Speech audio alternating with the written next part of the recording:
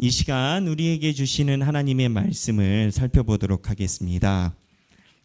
자, 오늘 우리가 함께 살펴보려고 하는 하나님의 말씀은 우리가 잘 아는 나사로 이야기입니다.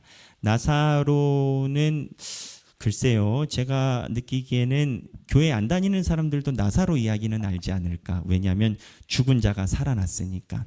그 스토리가 그렇죠. 나사로란 사람이 죽었어요. 근데 예수님이 무덤에서 나사로를 살려내셨죠. 그래서 예수님께서 실제적인 하나님이시고 사람의 생명을 주관하신다라는 걸 보여주는 가장 강력한 기적이 이제 나사로입니다. 이 나사로 사건을 보면서 그 안에 일어나는 여러 가지, 요즘 말로 표현하는 겁니다, 감정의 선이 있습니다. 이 감정의 선을 통해서 우리가 하나님께서 오늘 말씀하시는 내용을 살펴보려고 합니다. 먼저 요한복음 11장 14절에서부터 15절, 이 본문인데 지금 나사로가 죽었다는 연락을 받으실 때예요. 다 함께 읽겠습니다. 시작. 이에 예수께서 밝히 이르시되 나사로가 죽었느니라. 내가 거기 있지 아니한 것을 너희를 위하여 기뻐하노니 이는 너희로 믿게 하려 함이라. 그러나 그에게로 가자 하시니. 자, 이 본문 보면 14절에 보면 나사로가 살았어요, 죽었어요? 그러니까는 지금 나사로가 죽었다라는 걸 예수님이 알아요. 근데 15절에 보면 내가 거기 있지 아니한 것을 너희를 위해 기뻐한대요. 거기라는 건 지금 예수님이 나사로랑 같이 있다라는 거예요, 같이 없다라는 거예요? 같이 없죠. 근데 거기 있지 않은 걸 기뻐한대요. 기뻐한대. 지금 죽었는데 기뻐하신대, 예수님이. 그리고 너희로 믿게 하려 함이래. 여기 파트입니다. 무슨 얘기냐? 예수님이 나사로가 죽은 것이 기쁘시다라고 얘기를 해요. 불난 집에 부채질하는 느낌을 살짝 받아요. 그러면 예수님께서 이러한 표현한 나사로는 어떤 집안인가? 나사로는요, 나사로의 동생이 마리아하고 마르다가 있습니다. 근데 우리가 잘 알다시피 이 마리아와 마르다와 나사로는 예수님과 굉장히 가까웠던 것으로 성서학자들이 확신을 합니다. 왜냐하면 성경에 몇 번 등장을 하는데 그 등장에 나오는 예수님의 일대기에서 큰 획을 갖고 있습니다. 끝자락부터 얘기를 하면 마르다와 마리아와 이 집안은 예수님이 십자가에 못 박히시고 부활 승천하실 때 예수님 옆에 있었습니다. 12제자들은 다 도망갔는데도 이 집안은, 물론 이제 나사로라든지 몇몇은 보이지 않지만 이 집안이라고 표현합니다. 이 집안은 예수님이 죽고 그리고 부활하실 때 같이 있었어요. 보통 집안이 아니죠.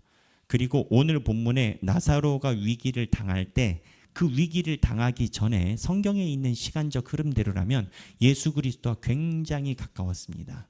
그래서 다른 누가복음 10장에 보면 이제 지금 나사로가 죽기 전 사건이에요. 죽기 전 사건에 이 마르다와 마리아가 큰 축제를 엽니다. 축제를 열어서 예수님을 모셔옵니다. 지금으로 표현하면 이런 거예요. 우리는 주일마다 예배를 드리잖아요. 교회가 주관을 하잖아요. 이스라엘 백성들은 우리와 같은 예배 형태가 아니었어요. 회당이라는 곳, 마을회관 같은 데에서 성경을 많이 아는 사람, 주로 바리새인들인데 성경을 알려주고 기도하고 그 정도였어요. 특별히 말씀을 전하거나 능력 있는 선지자가 나타나면 사람들을 모아야 되잖아요. 그러니까는 일반적인 회당에서 하는 게 아니고 사람들을 모아야 되잖아요. 그러면 사람들을 모을 때 뭐가 필요해요? 재정이 필요해. 그래서 이 마르다와 마리아가 잔치를 벌리고 예수님을 모신 거예요. 우리 표현으로 하면 우리가 얼마 전에 박위 형제를 우리한테 초청한 것처럼 축제를 벌리고 사람들을 모아서 예수님 오셔서 설교하시게끔. 그걸 누가 했냐? 마르다와 마리아. 그 본문에 그 얘기가 나오잖아요. 마리아가 이 축제를 펼치고 맨 앞줄에 앉아가지고 예수님의 설교를 들어요. 마리아가. 그리고 마르다는 어디 있어? 잘하시네. 마르다는 주방에 있어. 그래서 우리가 맨날 얘기를 하는 게 예수 그리스도께서 마리아가 더 좋은 것을 취했다. 싸우지 마라. 그 얘기인 거예요.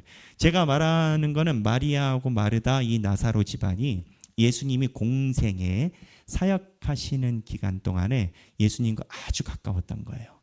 그리고 성경의 흐름을 보면 예수님이 예루살렘 성전의 마지막에 들어가시잖아요.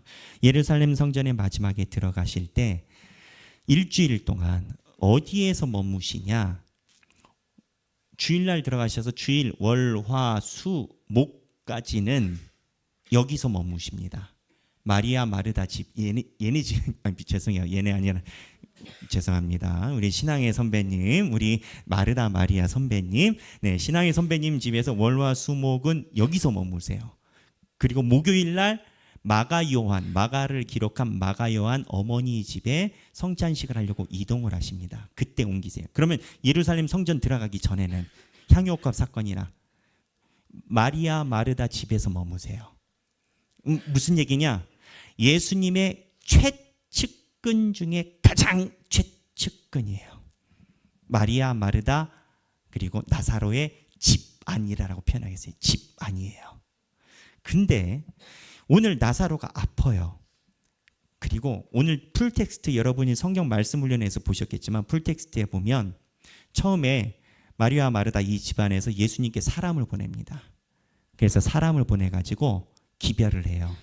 저희 오빠가 너무 아픕니다. 그랬더니 예수님이 뭐라고 얘기를 하시냐? 하나님의 영광을 위한 거다 라고 얘기를 하세요. 그리고 나서 예수님이 성경 본문에 의하면 이틀을 그냥 가만히 있어요. 이틀을 가만히 계시다가 예수님이 이틀 후에 이동을 하시게 되죠. 자, 이 흐름에서 성경이 이야기라는 부분이 있어요. 그거는 뭐냐면 바로 마리아와 마르다, 나사로 집안의 고난이에요. 마리아와 마르다와 나사로 집안의 고난이에요. 무슨 얘기냐? 자, 내가 예수님과 아주 가까워요. 그리고 성경의 여러 정황으로 볼 때 이 마리아와 마르다와 나사로 집안은 예수님에게 물질적인 것뿐만 아니라 그 이상의 도움을 드렸던 집안이에요. 그리고 예수님을 그냥 좋아한 게 아니라 예수님이 요한복음에 보면 유대인들에게 핍박당하고 출교의 위기가 있고 예수님을 향한 중상모략과 여러 가지 위협이 닥쳐왔음에도 불구하고 예루살렘에 입성하기 전, 그러니까 십자가에 달리시기 바로 전, 일주일 전에도 예수님에게 숙소를 내어드린 집안이에요. 아니 유대인들이 예수님을 죽인다 하더라도 내가 함께 가겠다라는 거지. 그 정도로 예수님에게 강한 신념을 갖고 있는 집안에서 오빠가 아팠단 말이에요. 오빠가 아팠단 말이에요. 예수님한테 연락을 보냈어요. 오빠가 아파요. 그러면 이 집안에서 예수님에게 원하는 건 뭘까요? 저는 두 가지 중에 하나라고 봅니다. 하나는 이전에 보면 군대 장관의 자녀가 아팠을 때 예수님이 그 자리에서 말만 해서 보내거든요. 나았다. 예수님이 말만 하시면 우리 오빠가 나을 것을 이 마르다와 마리아는 알아. 왜? 예수님과 3년 동안 근거리에 있었거든.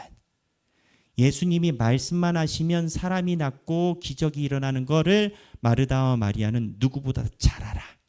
그러니까 예수님에게 사람을 보냈을 때는 자기들의 기대는 예수님이 그 자리에서 군대 장관의 자녀를 치료해 준 것처럼 나았게 됐다. 가라. 이 얘기를 기대했을 거예요. 왜냐하면 이 사람들은 예수님을 알아. 잘 알아. 근데 예수님이 그 말씀 안 하셔. 두 번째, 그러면 오셔가지고 만져주셔야 돼. 실로암처럼 진흙을 이겨서 이렇게 눈을 해가지고 눈도 뜨게 하시고 그 다음에 여러 가지 기적 걷지 못하는 자도 살리신 걸 알아. 그 예수님이 오셔서 터치하셔서 그러면은 본인들 입장에서 예수님에게 기대하는 건 뭐냐? 두 가지 중에 하나예요. 예수님이 말씀해 주시든지 아니면 와주시든지. 근데 성경 본문은 명확하게 이야기를 해요. 그 얘기를 듣고 예수님이 뭐라고 얘기를 하냐면 이는 하나님의 영광을 위한 거래. 그 느낌이 살짝 이런 겁니다. 마르다 마리아를 하자면 다 주님의 뜻대로 된다라는 거지. 그걸 누가 모르냐는. 어쨌든 이 병이 하나님의 영광을 위한 걸 안다라는 거지. 무엇 이야기를 하고 싶냐? 마르다와 마리아 입장에선 예수님의 이러한 모습이 좀 불편해. 예수님이 안 도와준다라고 느낌을 받았을 거예요. 그리고 예수님이 오시면 좋겠는데 오지도 않으셔. 이틀 동안. 그러다 어떻게 됐냐? 오빠가 죽어버렸어. 죽어버렸어.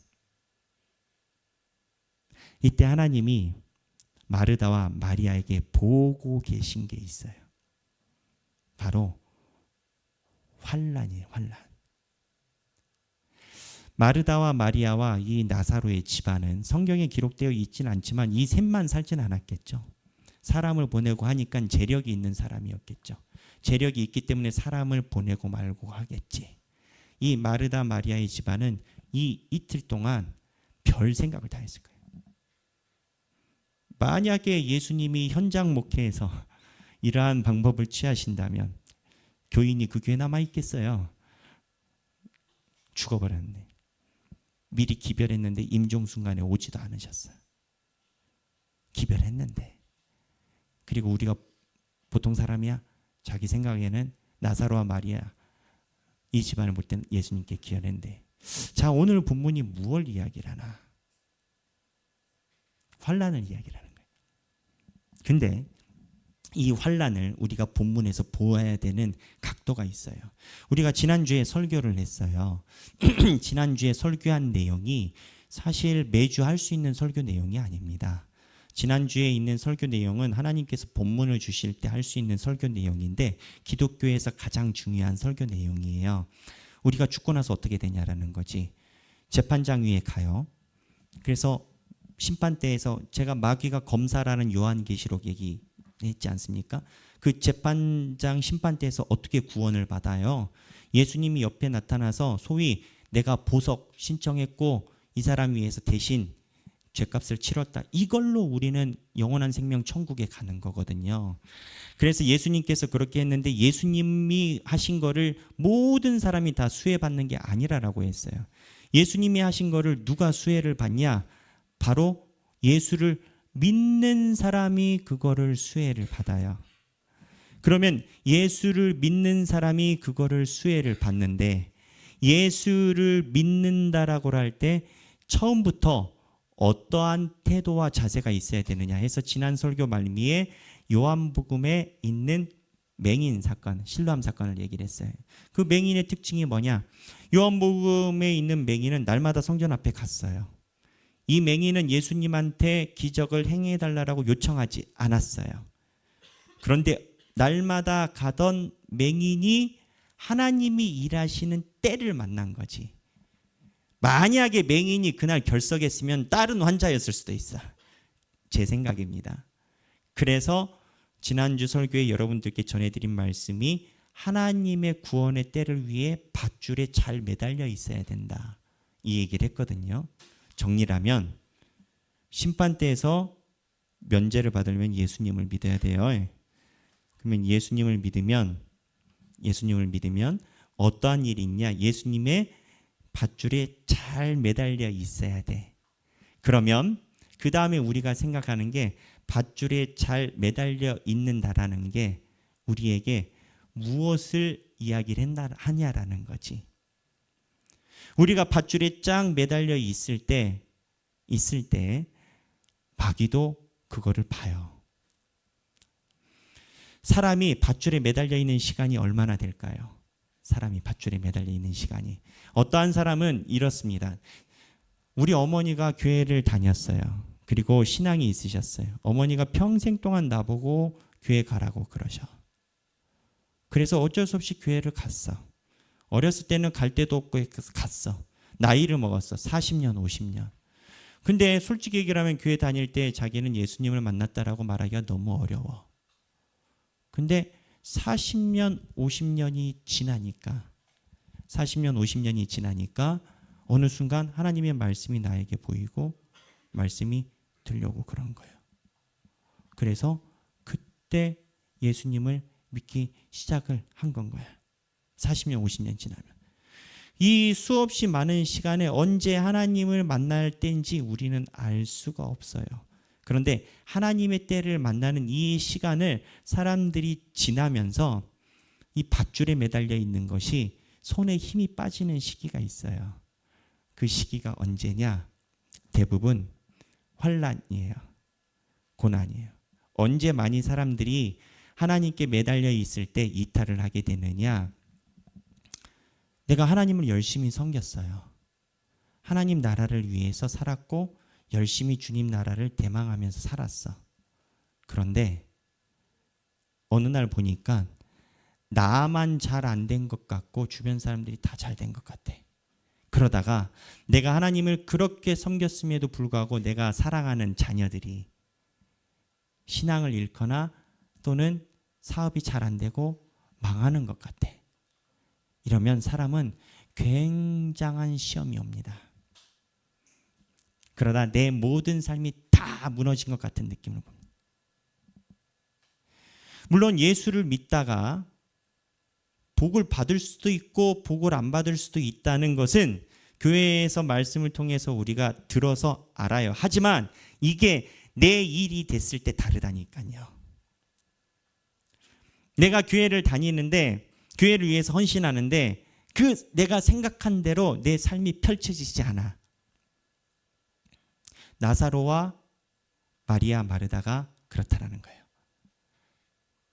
밧줄에 매달려 있는 상태에서 가장 큰 환난과 시험을 만난. 나사로와 마리아 마르다가 예수님을 그렇게 잘 대접하고 공경하면서 원했던 건 무엇이었을까요? 여러 감정이 있겠죠. 일단 우리는 예수님의 최측근이야 라는 생각이 있겠지. 근데 예수님이 말씀도 안 하시고 오지도 않으셔. 여기서 살짝 스크래치가 났겠지. 두 번째, 그래 예수님이 안 오신 건 그렇다 쳐. 우리가 그렇게 하나님 나라와 예수님을 위해 재산을 다해서 최선을 다해서 예수님을 도왔는데 오빠가 죽었어. 수없이 많은 사람들이 예수님의 기적을 체험한 걸 알아. 오병이어 사건부터. 마르다와 마리아는 주님의 말씀에 대해서 사모하고 섬기려고 했고 그런 거를 예수님께 요구를 한 적이 없다라고 생각하지만 막상 예수님이 움직이지 않을 때 인간적인 감정이 부르륵 튀어올라. 하나님 입장에서는 이 순간을 왜 두셨을까요?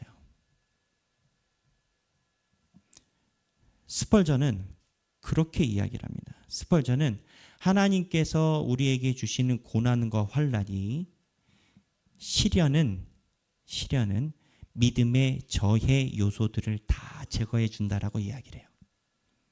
믿음의 저해 요소가 뭘까요? 저해 요소는 믿음을 말 그대로 낮게 치는 요소들이에요. 믿음을 없이 하는 게 아니야. 믿음을 낮게 치는 요소들이에요. 사람들이 신앙생활하면서 하나님께 기대하는 바가 있어요. 저도 기대하는 바가 있어요. 예수 잘 믿으면 하나님 나라에 천국 나라 가서 우리가 영원한 생명을 얻겠지. 맞아요. 성경에 쓰여 있어요. 하지만 인간적으로 하늘나라 가서 상 받는 거는 감사한데 그래도 이 땅에서 조금 더 내가 주님 나라를 위해서 봉헌을 열심히 하거나 하나님 나라에서 열심히 했으면 최소 잘 되게는 안 돼도 내가 가져가는 삶이 평탄케는, 또 만약에 내가 복 못 받으면 내 자식이, 자녀가, 그리고 성경에 보면 이러한 내용이 없느냐? 있어요. 성경에도. 하나님께서 제가 아까 기도를 할 때 인용한 본문 있잖아요. 지난주에 직분자 교육했잖아요. 직분자 교육할 때 나왔던 11조 파트에 나오는 말라기서 본문이에요. 하나님이 너희가, 말라기서는 그러거든요. 너희가 나에게 온전한 것을 가져오지 않고 저는 것을 가져오고, 그러니까 온전한 11조가 아니고, 그리고 나에게 드려야 될 봉헌을, 하나님과의 계약 관계를 하지 않아서 너희가 망하게 됐다. 그런데 말라기의 본문이 그거거든요. 나를 시험하여 보라. 하나님이 그래요. 나를 시험해보라. 너희들이 나를 신뢰하고 온전한 11조를 하면 내가 복을 주는지 안 주는지 살펴보라라는 거예요. 말라기가 구약성경 맨 마지막 성경입니다. 마태복음 앞에 있죠. 맨 마지막 성경이. 그러면서 하나님이 이야기를 하거든요. 내가 너희들한테 어떻게 복을 주느냐.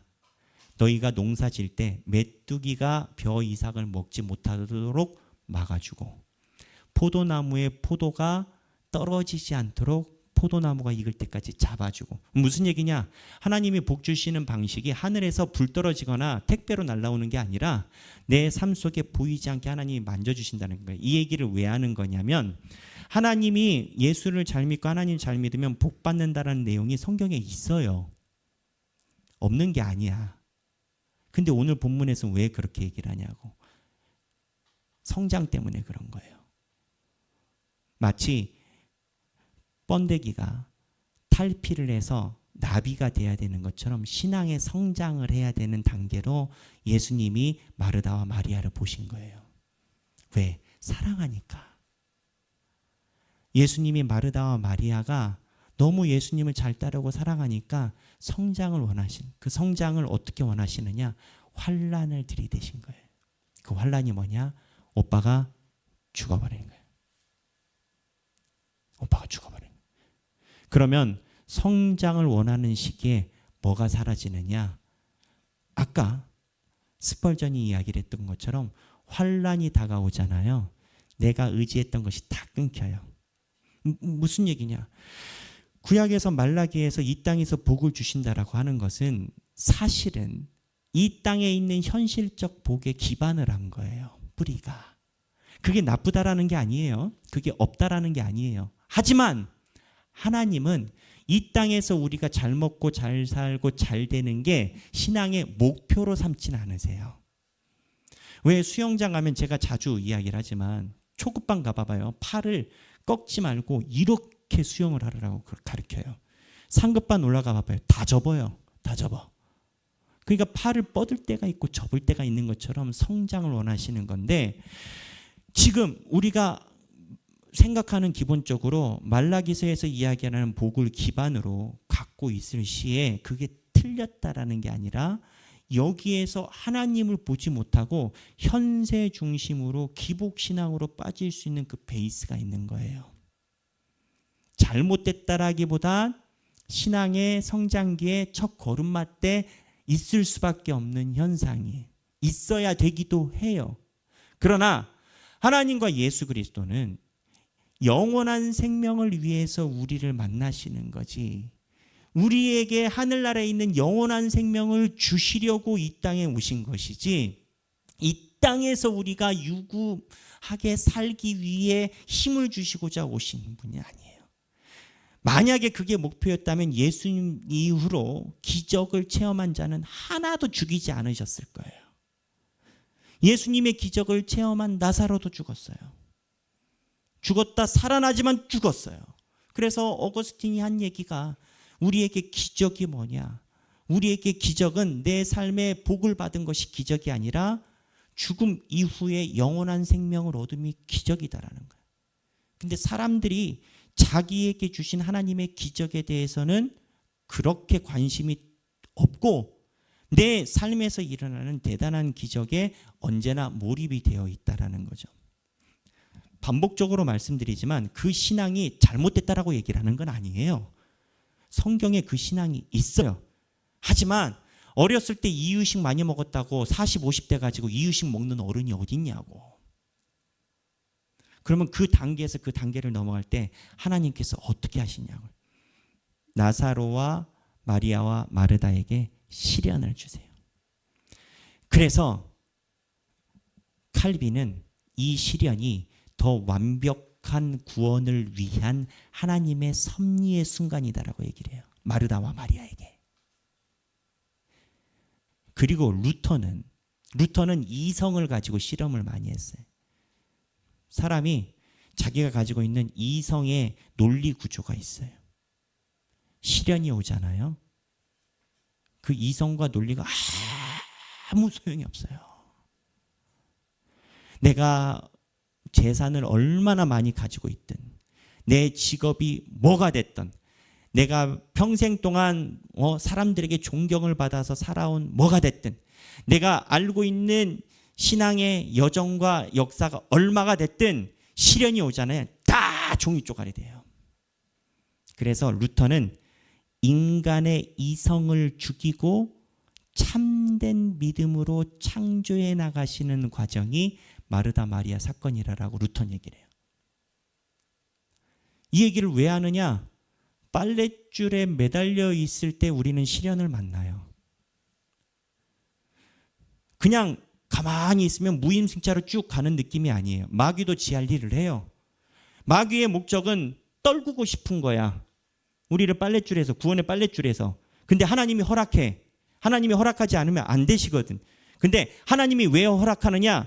스펄전은 시련이 하나님을 믿도록 몰아가는 특별하게 돕는 것이다.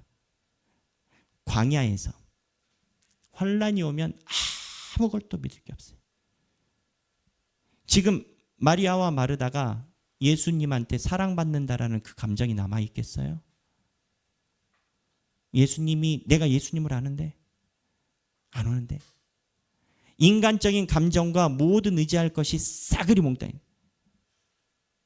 근데 그때 내가 무엇을 믿었는지가 그때 드러나요. 환란이 올 때 내가 왜 예수님을 따랐는지를 말하게 돼. 예수님의 말씀 때문에 따랐는지, 부수적인 것 때문에 따랐는지, 그 시련이 꼭 우리에게 답을 하게 물어봐. 그래서 예수님이 마르다와 마리아에게 이 시련의 기간을 허락한 거예요. 이 시련에 대해서 스펄전 목사님이 그렇게 비유를 해요. 시련은 믿음을 견고하게 하는 효과를 가지고 있다. 예를 들어 군대에서 훌륭한 군인을 훈련해서 만들고 싶다라고 했을 때 훌륭한 군인의 기준이 뭐냐라는 거지. 스펄전 목사님은 그렇게 얘기를 해요. 총알이 내 귓가로 지나가는 소리를 들어야만 진정한 군인이 된다. 이해되시죠? 군인은 훈련을 아무리 많이 받아도 총알이 내 귓가로 스치는 소리를 들을 때 그때 진정한 군인이 된다는 거예요. 팡 하고. 마르다와 마리아가 지금 빨랫줄에, 구원의 빨랫줄에 매달려 있다가 환난과 고난으로 자기 신앙생활에 총알이 귓가에 팡 스치는 걸 느꼈다는 거예요. 스펄전 목사님이 이 본문에서 그 이야기를 해요.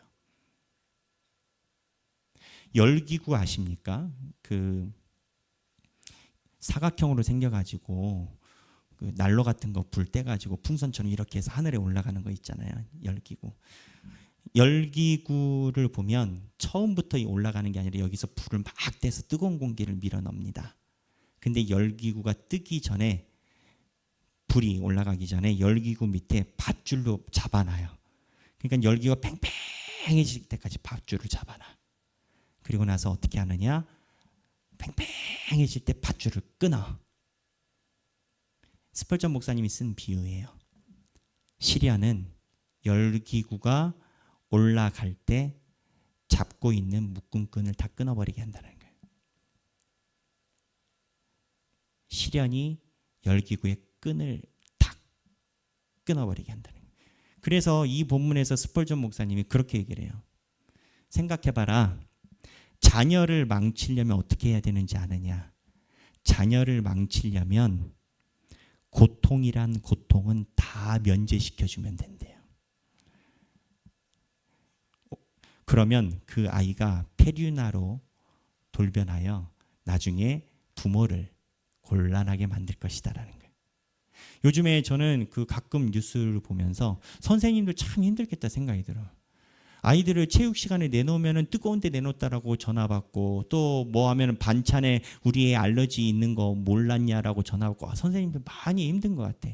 근데 그 부모들의 입장에서는 자녀를 보호한다라고 생각할 거 아니에요. 스펄전 목사님이 만약에 상담을 받으면 그렇게 얘기를 하지 않겠지. 아니 운동장에 서 있으면서 삶을 배워야 될 것이고, 자기가 먹기 싫은 반찬이 나오는 순간에도 사회생활하면서 그거를 지혜롭게 먹을 거 먹고 안 먹고 하면 네가 안 먹으면 될 것이지, 자녀를 망치려면 고통이란 고통은 다 면제시켜주면 그 자녀가 폐륜해야 된다는 거예요. 뭐 우리가 동의하는 바죠. 지금 마리아와 마르다의 사건을 주께서 그렇게 하고 계시다는 거예요. 그래서 마르다와 마리아가 극심한 시련의 순간을 통과를 하게 됐고, 이러한 상황의 눈으로 볼 때 오늘 본문 보겠습니다. 11장 15절에 이것 때문에 지금 우리가 많은 묵상을 한 건데, 다 함께 읽겠습니다. 내가 거기 있지 아니한 것을 너희를 위하여 기뻐하노니 이는 너희로 믿게 하려 함이라. 여기까지. 주께서 거기에 있지 아니한 것을 너희를 위해 기뻐하신대. 지금 나사로가 죽었어요. 근데 그 목적이 뭐냐? 너희로 믿게 한대. 무얼? 예수를. 죽었는데 믿게 한대. 삶의 고난을 당하시고 환난을 당하시고 환난 중에 있는 사람은 내 환난에 주가 계시지 않다라는 느낌을 받아요. 주가 안 계신 것 같아. 그러나 나중에 보면 주가 안 계신 게 아니라 주께서 눈물을 같이 흘리시거든요. 주가 안 계신 게 아니라 내 고난이 너무 힘들어서 주를 느낄 수 없는, 거기에 계시지 않는 느낌. 근데 예수님이 이걸 왜 허락하냐? 너희로 믿게 하려 하신다는 거예요.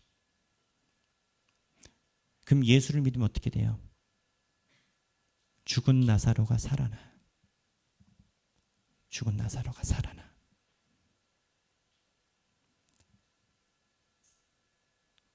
예수님이, 저는 옛날에 그 생각했어요. 이왕 살려줄 거 속 시원하게 초반에 가서, 에?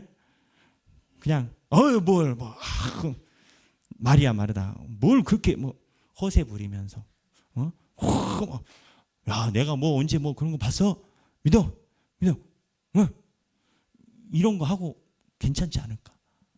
근데 예수님은 굳이 이 나사로 집안을 이틀을 허락하신,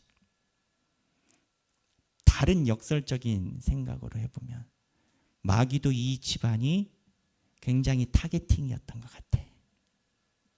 나사로를 잡고 죽여. 근데 이거를 지나간 마리아와 마르다가 예수 그리스도의 부활과 예수 그리스도의 십자가에 함께한 그 집안이에요. 사랑하는 우리 하길교회 성도 여러분, 신앙생활은요 환난을 만나게 되어 있어요. 그리고 일반적인 삶에서도 환난을 만나게 되어 있어요. 주께서 왜 나에게 이런 걸 주실까 우린 생각할 수 있어요. 그러나 성경은 이야기를 해요. 주께서 기뻐하신대요. 왜? 믿음의 저해 요소를 시련이 다 끊어내니까. 내가 사람을 의지했던, 나의 지식을 의지했던, 나의 실력을 의지했던, 나의 경험을 의지했던, 나의 재력을 의지했던, 나의 그 어떠한 것을 의지했던 간에 시련은 그거를 저의 요소를 다 끊어내니까. 그리고 주님만 믿게 만든다라는 거죠. 그럼 목사님, 심리치료로 주님만 믿으면 나만 평안하면 끝나나요? 나사로 살아났다니까. 죽은 나사로 살아났다니까. 우리가 믿는 하나님이 내세에만 하나님인가? 아니에요. 물질계의 현세를 만드십니다. 이 땅에서도 복을 받고 하늘나라에서도 복을 받고 그 복을 우리에게 주시려고 우리를 친히 찾아오신 신이 예수님이에요. 내 삶이 어렵다라고 느끼는 분 계시면 오늘 본문을 마음속에 듣고 주께서 기뻐하시는 그 믿음의 자리에 있기를 기도하시기 바랍니다. 마르다와 마리아가 만약 이 시험을 넘어가지 않았다면 아마 예수님께 독서를 내뱉었을 겁니다. 예수님을 비판하고 유대인들의 시각에 바뀌어서 순간 예수님에 대해 험담을 해댔을 겁니다. 그랬으면 예수님이 이 반열에 올려놓지 않으셨을 겁니다. 고난과 환난이 있을 때 예수를 만나는 시험의 기간을 온전히 주님을 의지하며 살아가는 저와 여러분이 되시길 바랍니다. 우리 이 시간에 기도하겠습니다. 오늘 말씀이 우리에게 주시는 말씀을 생각하며 주여, 저도 최근에 삶이 힘듭니다. 우리가 주님을 향해 서운할 수는 있으나 아버지의 선한 인도하심을 믿지 못하는 불신앙이 되게는 하지 마옵소서. 주여, 내 마음에 주께서 임하사 하나님을 바라보게 하여 주옵소서. 우리 각자 삶과 신앙을 놓고 기도하도록 하겠습니다. 기도하시겠습니다.